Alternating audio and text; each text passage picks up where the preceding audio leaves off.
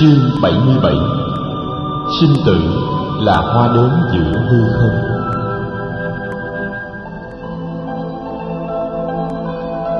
Mùa an cư hoàn mãn, Phật cùng A Nan Đà đi hành hóa khắp nơi trong xứ Ma Kiệt Đà.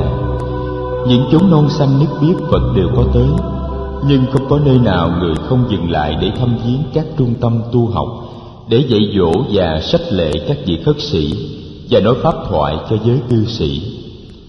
Đại đức A Nan Đà thường được Phật chỉ cho thấy những cảnh tượng đẹp đẽ. Đại đức vốn ít để ý đến phong cảnh, vì tâm trí mãi lo cho Phật. Phật biết như thế nên thường nhắc thầy. Đại đức nhớ lại trong suốt gần 20 năm làm thị giả cho Phật, Phật đã chỉ cho thầy xem biết bao nhiêu là cảnh đẹp. Người hay nói: nhìn đi, A Nan Đà, núi thú đẹp biết bao, khả ái biết bao. Này A Nan Đà, động Sattapani đẹp quá. Này A Nan Đà, Trúc Lâm Tu Viện dễ thương biết bao. Có một lần đứng trên đồi, Phật đã chỉ cho A Nan Đà thấy những thửa ruộng chín vàng bao bọc bởi những bờ cỏ xanh.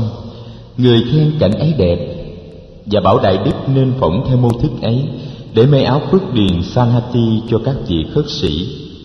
A Nan Đà thấy rõ ràng qua Phật là người tu biết thưởng thức những gì hay và đẹp, nhưng không vướng mắc vào bất cứ một cái đẹp hay một cái xấu nào.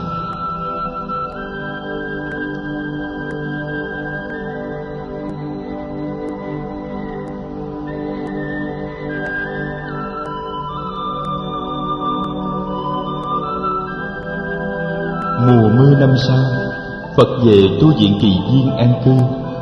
Vua Pasenadi đi du hành mãi tới giữa mùa an cư mới về. Về tới Kinh Đô, biết Phật hiện đang an cư, vua liền đến thăm Phật. Vua nói với Phật là vì tuổi đã lớn, vua không ưa ở hoài trong cung điện. Vua ưa đi đây đi đó để thấy được những cảnh đẹp của thiên nhiên. Giao công việc cho các quan đại thần, vua đi rong chơi, đem theo một đoàn tùy tùng nhỏ. Không những vua đi du ngoạn ở những nơi trong nước, vua còn đi rong chơi ở các nước ngoài. Không phải với tư cách một vị quốc vương cần phải được đón tiếp theo quốc lễ, mà với tư cách một kẻ hành hương. Vua đi dạo chơi mà cũng như để thực tập thiền hành, bỏ ra ngoài mọi ưu tư. Vua bước từng bước thanh thản và chú ý đến cảnh vật. Vua nói những cuộc du ngoạn như vậy làm ấm lòng vua. Thế Tôn, trẫm năm nay đã 78 tuổi. Thế Tôn cũng vậy. Trẫm nghe nói Thế Tôn gần đây cũng ưa đi du sơn ngoạn thủy. Trẫm cũng đã lớn tuổi như Thế Tôn, nhưng trẫm không làm được ích lợi gì cho ai. Còn Thế Tôn thì đi đâu cũng dạy dỗ và hướng dẫn cho mọi người tu học. Thế Tôn đến đâu là như mặt trời chiếu sáng đến đó. Rồi vua tâm sự với Phật về một nỗi đau thầm kín của vua. Số là trong một cuộc âm mưu đạo chánh xảy ra tại Kinh Đô 7 năm về trước, vua đã kết tội lầm một vị tổng tư lệnh quân đội hoàng gia là tướng Bandula và đã xử tử ông. Mấy năm sau, vua mới biết là mình lầm. Vua hối hận lắm. Vua đã tìm mọi cách để phục hồi danh dự cho tướng Bandula và đã bồi thường cho gia đình ông. Vua cũng đã cất nhắc cháu của ông là tướng Karayana lên chức tổng tư lệnh quân đội hoàng gia. Có Phật an cư tại thủ đô, vua đến tu viện Kỳ Viên hầu như mỗi ngày để hoặc nghe thuyết pháp, hoặc tham dự vào những cuộc pháp đàm, hoặc được ngồi im lặng với Phật. Mãn mùa an cư, Phật lại lên đường du hóa, và vua cũng cùng đoàn tùy tùng của vua rong chơi khắp chốn, gọi là đi tuần thú.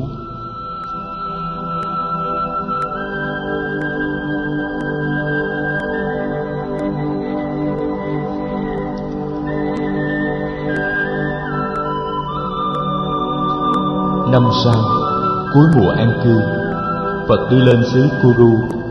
Sau khi ở đó 2 tháng, Phật lại theo bờ sông đi xuống Câu Tát La, về Ba La Nại, ghé Tỳ Xá Ly, rồi lại đi lên miền Bắc.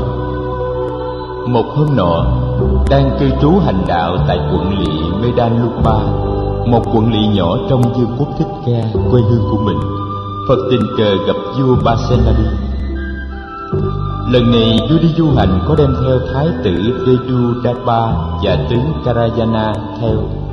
Vua muốn làm vui lòng vị cận thần, mà ngày xưa vì lỗi lầm vua đã kết tội một cách oan uổng người bác của ông ta. Đang đi du sơn ngoạn thủy, vua chợt nhớ Phật và hỏi thăm không biết Phật hiện giờ ở đâu. Người ta cho vua biết là Phật đang hành đạo ở quận Medalumpa.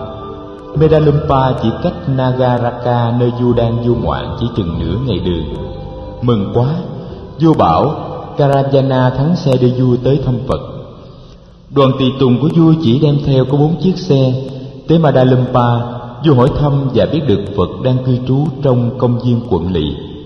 Sa giác của vua đậu lại ngoài cổng, để đoàn tùy tùng ở lại bên ngoài. Vua bảo tướng Karayana cùng đi với vua vào công viên. Thấy bóng các vị khất sĩ áo vàng qua lại, vua tìm tới một vị gần nhất và hỏi thăm Phật ở đâu. Vị khất sĩ chỉ cho vua một ngôi nhà ẩn với bóng cây, bóng lá và nói: Tâu hoàng thượng, Phật đang ở trong ngôi nhà đó, cửa đóng, nhưng hoàng thượng cứ thông thả đi tới, rồi hoàng thượng ho lên một tiếng và gõ 2 tiếng, thế nào Đức Thế Tôn cũng mở cửa và rước hoàng thượng vào. Vua cởi thanh gươm và tháo dương miệng xuống trao cho vị tướng lãnh, bảo ông ta trở lại với đoàn tùy tùng để đợi mình. Rồi vua một mình tiến về ngôi nhà nơi Phật ở. Tới trước cửa, vua đằng hắn và ho lên một tiếng. Chưa kịp gõ cửa thì cửa đã mở. Phật mừng khi thấy vua. Người cầm tay dắt vua vào trong nhà. 2 đại đức Ananda và Xá Lợi Phất hiện có mặt để hầu chuyện với Phật trong tịnh thất, cũng đứng dậy chào đón vua. Phật mời vua ngồi trên một chiếc ghế, rồi tự mình ngồi xuống trên chiếc ghế đối diện. 2 vị đại đức đứng hầu sau lưng Phật. Vừa ngồi xuống, vua đã đứng dậy. Vua lạy xuống dưới đất và ôm hôn 2 bàn chân của Phật. Vua quỳ trong tư thế ấy thật lâu, 2 tay vuốt ve 2 bàn chân của Phật, miệng nói: Thế Tôn, trẫm là Pasenadi, vua nước Câu Tát La. Trẫm xin kính làm lễ Thế Tôn. Trẫm là Pasenadi, vua nước Câu Tát La. Trẫm xin kính làm lễ Thế Tôn. Phật đỡ vua dậy. Người mời vua ngồi lại một lần nữa xuống ghế. Rồi người nói: Đại vương, sao hôm nay đại vương lại lễ lạy cung kính quá đáng như thế? Chúng ta không phải là một đôi bạn thân thiết hay sao? Vua nói: Thế Tôn, con có một vài điều mà con muốn tự miệng con nói ra để Thế Tôn nghe. Con sợ không có dịp. Phật dịu dàng: Điều gì? Xin đại vương cứ nói. Thế Tôn, con hoàn toàn tin tưởng nơi Thế Tôn, bậc toàn giác. Con hoàn toàn tin tưởng nơi giáo pháp của Phật và nơi giáo đoàn khất sĩ của người. Con đã từng thấy và gặp gỡ những tu sĩ Bà La Môn và các đạo sĩ các giáo phái. Họ có thể tu hành đứng đắn, có khi được 10, 20, 30 hay 40 năm. Nhưng sau đó con lại thấy họ bỏ cuộc và đi vào nếp sống ngũ dục. Ở trong đạo pháp của Thế Tôn, con thấy các vị khất sĩ hầu hết đều tu phạm hạnh cho đến trọn đời. Thế Tôn, con từng thấy vua chúa chống đối vua chúa, tướng sĩ âm mưu chống tướng sĩ, Bà La Môn chống Bà La Môn, vợ cãi cọ với chồng, con cãi cọ với cha, anh cãi cọ với em, bè bạn cãi cọ với bè bạn. Nhưng ở đây, con thấy các vị khất sĩ sống trong hoàn kính, an vui, hợp nhau như nước với sữa. Con không thấy ở đâu có được cái thương yêu và hòa điệu đó như trong giáo đoàn của người. Thế Tôn, khắp nơi con đã từng thấy giới đạo sĩ dáng điệu khắc khổ, mặt mày ủ rũ, âu sầu và lo lắng. Nhưng ở đây, các vị khất sĩ luôn luôn tỉnh táo, tươi cười, vui vẻ, thông dong và tươi mát. Thế Tôn, điều đó khiến con càng tin tưởng nơi Thế Tôn và giáo pháp của người. Thế Tôn, con là vua thuộc dòng dõi chiến sĩ. Con có quyền ra lệnh chém đầu hoặc giam cầm hoặc trừng phạt bất cứ ai nếu con muốn.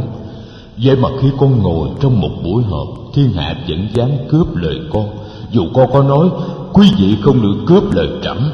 Họ cũng vẫn quên và cướp lời con như thường, không đợi đến khi con phát biểu hết ý kiến. Vậy mà con thấy ở đây, trong giáo đoàn người, có khi có cả ngàn vị khất sĩ ngồi nghe Phật nói mà con không nghe thấy một tiếng động nhỏ, dù là tiếng tằng hắng hay tiếng sột soạt của y áo. Đừng nói có ai dám cướp lời Phật. Thế Tôn, con nghĩ thật là mầu nhiệm. Phật chẳng cần quyền uy, chẳng cần gươm giáo, chẳng cần trừng phạt gì, mà người ta kính yêu Phật một cách tuyệt đối. Thế Tôn, điều này cũng làm cho con càng tin tưởng ở Thế Tôn và giáo pháp của người. Con đã từng thấy và nghe giới trí thức và giới học giả lừng danh bàn bạc với nhau để soạn sẵn những câu hỏi bí hiểm có thể làm cho Phật lúng túng. Nhưng đến khi gặp Thế Tôn và nghe Thế Tôn thuyết pháp, họ cứ há miệng ra nghe, để rồi tất cả đều bị Thế Tôn chinh phục, đến nỗi không có cơ hội và thì giờ để hỏi những câu hỏi hóc búa của họ. Những câu hỏi mà sau cuộc gặp gỡ với Thế Tôn họ thấy là ngây thơ. Thế Tôn, điều này cũng là điều làm cho con càng thêm tin tưởng nơi Thế Tôn và giáo pháp của người. Thế Tôn, con nhớ là con từng có hai người thợ mộc rất khéo tay tên là Asiddhatha và Purana. Họ thường làm việc trong cung điện, và con là người cung cấp lương bổng cho họ. Thế mà họ đâu có thương kính con bằng thương kính Thế Tôn. Có lần con đem họ đi theo trong một chuyến hành tẩu phương xa, và đêm đó vì mưa gió mà cả vua cả tôi đều phải ngủ trong một chiếc liều tranh nhỏ bé. Gần suốt đêm, hai người thợ mộc của con ngồi trao đổi với nhau về giáo pháp học được của Thế Tôn, và khi họ mỏi mệt, họ nằm xuống ngủ, đầu hướng về phía núi Linh Thứu và chân họ lại xoay về phía con. Thế Tôn có cho họ lương bổng gì đâu, vậy mà họ quý kính Thế Tôn hơn con nhiều lắm lắm. Thế Tôn, điều này khiến con lại càng tin tưởng nơi Thế Tôn và giáo pháp của người. Thế Tôn, người thuộc về giai cấp vua chúa, con cũng thuộc về giai cấp vua chúa. Người năm nay đã 79, con năm nay cũng đã 79. Vì vậy con nghĩ đây là cơ hội quý báu để con tỏ lòng quy kính Phật hết mức, và để con bày tỏ niềm tri kỷ giữa con và Phật. Bây giờ con xin tượng tạ Phật để con đi. Đại dương hãy trân trọng giữ gìn sức khỏe. Và Phật đứng dậy đưa tiễn vua ra cửa. Lúc Phật trở vào, hai đại đức A Nan Đà và Xá Lợi Phất đứng dậy chắp tay im lặng. Hai đại đức đã chứng kiến từ đầu đến cuối buổi gặp gỡ này giữa Phật và vua. Phật nói: Xá Lợi Phất và A Nan Đà, quốc vương Pasenadi đã nói những lời chân thành nhất của quốc vương đối với Tam Bảo. Các thầy nên ghi nhớ lấy để làm vững mạnh thêm đức tin của những người hậu học.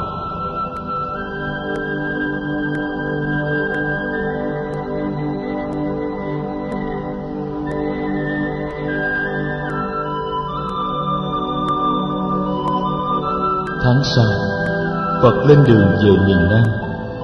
Đi chừng nửa tháng, người về đến núi Linh Thứu.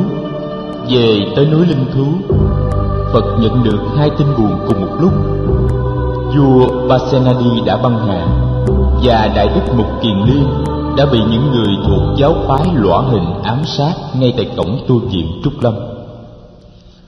Quốc vương Pasenadi đã băng không phải ở thủ đô Xá Vệ, mà ở Dương Xá, trong một tình trạng không được xứng đáng lắm đối với một người như vua. Theo tin tức nhận được, thì sau cuộc viếng thăm Phật ở quận lỵ Medalumpa, vua đã trở ra với đoàn tùy tùng. Nhưng khi ra tới cổng, vua chỉ còn thấy có một chiếc xe và một người cung phi ở lại. Hỏi ra, thì ba chiếc xe kia đã trở về Xá Vệ với sự cưỡng ép của tướng Karajana, đem theo vương miện, ấn tín và thanh gươm báo của vua. Karajana bảo thái tử Vidudaba phải trở về ngay Xá Vệ để lên ngôi vua, đừng để một người quá già yếu ngồi trên ngai vàng mãi mãi. Thái tử dùng dằn chưa chịu, thì Karajana dọa rằng nếu thái tử không chịu về làm vua, ông ta sẽ về kinh tuyên bố đảo chánh và tự xưng vương. Với áp lực ấy, thái tử Vidudaba đã phải vâng lệnh. Vua quyết định đi về thành Dương Xá để cầu viện với cháu là quốc vương A Xà Thế. Suốt quãng đường dài, vua chỉ uống nước mà không ăn gì được. Về tới Dương Xá thì trời đã khuya và cửa thành đã đóng. Vua phải vào nghỉ đêm trong một trạm nghỉ công cộng. Đêm ấy, vua lên cơn bạo bệnh và chết trong tay vị cung phi già. Người cung phi này than khóc như mưa như gió cho số phận của vị hoàng đế. Sáng ngày, sau khi hay tin, vua A Xà Thế vội vã cho rước long thể vào cung và ra lệnh tổ chức một lễ quốc tang long trọng cho người bác của mình. Tang lễ hoàn mãn, vua định cử binh trị tội quốc vương Vidudaba, nhưng vua đã bị y sĩ Kỳ Bà can ngăn. Kỳ Bà nói rằng dù sao quốc vương Pasenadi cũng đã băng hà, và vua mới bên nước Câu Tác La cũng là anh em cô cậu của vua, có cử binh đi chinh phạt cũng không đưa đến được một giải pháp nào khác. Nghe lời Kỳ Bà, vua đã cử sứ thần qua xá vệ để thừa nhận quốc vương mới.